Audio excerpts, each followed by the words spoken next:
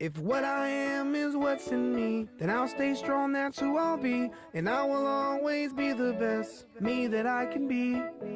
There's only one me, I admit. Have a dream, I'll follow it. It's up to me to try. Thank you for joining us today to kick off October, which is National Bullying Prevention Month. By the end of the video today, what I'd like you to be able to recognize is when bullying is happening, the power that you have as a bystander, and steps that you can take to interrupt bullying to help make it stop. Okay, so before we get started, I want you to think about a time that you saw somebody getting bullied. Whether it was they were getting pushed, teased, called names, or maybe they were even just getting ignored.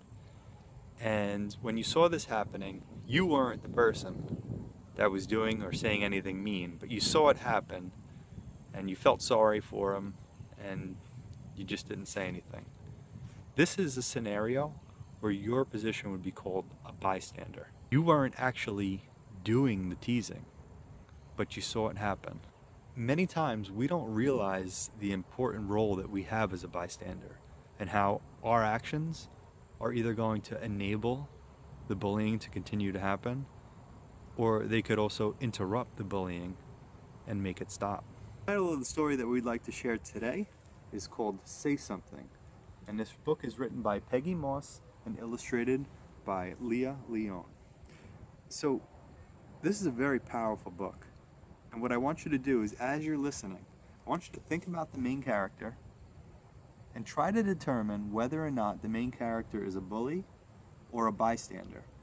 And I want you to think about how she responds to the events that are going on around her.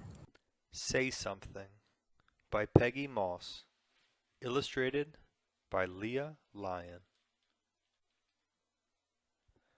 There is a kid in my school who gets picked on all the time.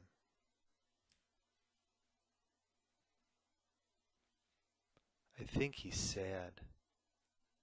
I think he's sad because he keeps his head down when he walks down the hall.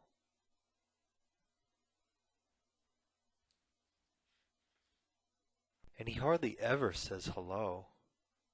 I don't pick on him. I feel sorry for him.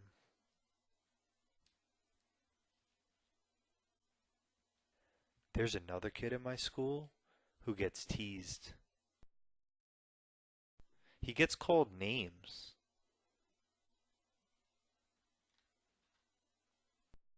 When he's moving through the halls, the kids push him and tell him he's slow. I walk on the other side of the hall. I don't say those things. A girl who rides on my bus always sits alone.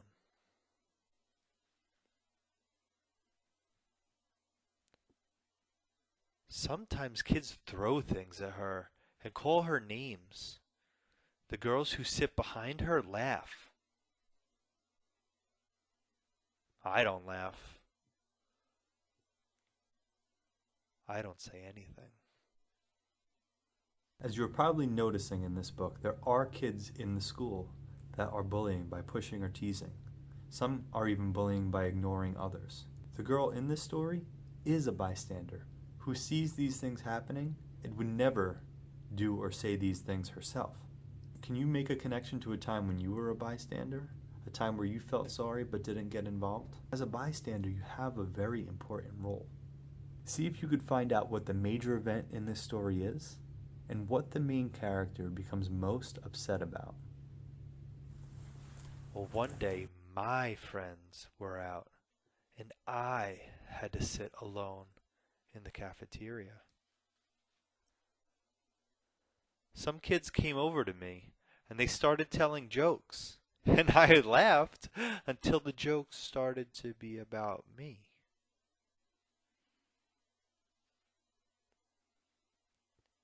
My face burned. I looked down at the table and I sat on my hands to keep them from moving so much. And I tried not to cry, but it was hard not to cry. And when they saw my face getting wet, the kids started laughing. I wished I could stop crying.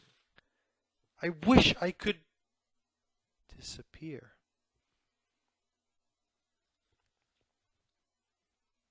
When the kids left, I looked around the cafeteria. I was surprised to see the cafeteria was full of students. There were even kids I knew sitting at the table right next to mine. They were looking at me. I could tell they felt sorry for me. When I went home, I told my big brother I was mad at the kids at the table next to mine. He shrugged and he said, "Why? They didn't do anything." "Right," I said.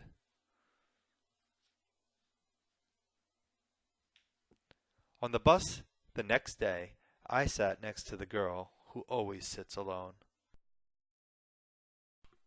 She's really funny. So at the end of this story, the main character finds herself in a time where she experiences getting teased. She was upset that she was getting teased, but she was even more upset about the fact that there were all the other people in the cafeteria, and not one person said anything to help her. She realizes that being a silent bystander isn't enough, and that she should be taking some steps on her own.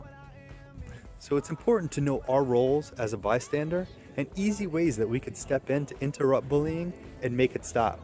Many people don't realize that it only takes one person to say something to either make a situation stop or stop eventually.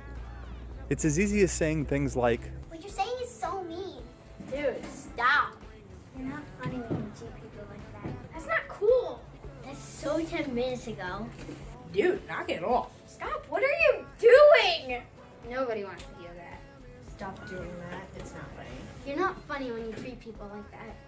What are you doing, really?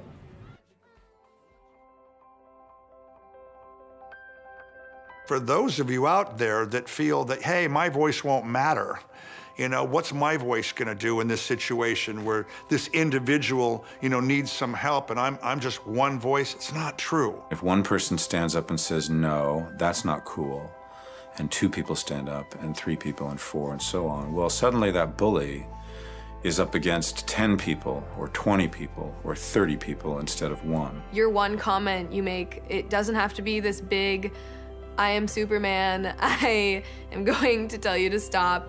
All you have to do is say, hey, that's not cool. It only takes one person to say, you know, what you're doing isn't okay, to turn the entire world around and to have everybody going, actually, what you're doing is not okay. If you see something wrong, pull the person aside and try to get them on a one-on-one level. It's as simple as just saying, hey, man, we don't talk like that anymore. Stop helps.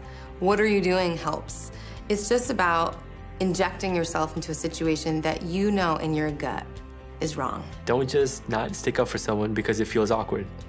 That one kid that you stick up for, it can change his whole life. One quick line, and you can walk away after that. You've interrupted it, and it's probably gonna stop. What you gain an hour later, looking back on that, and you're like, yeah, I told him, yeah, I said something, because those are the moments that you've obviously grown from, but also you never know.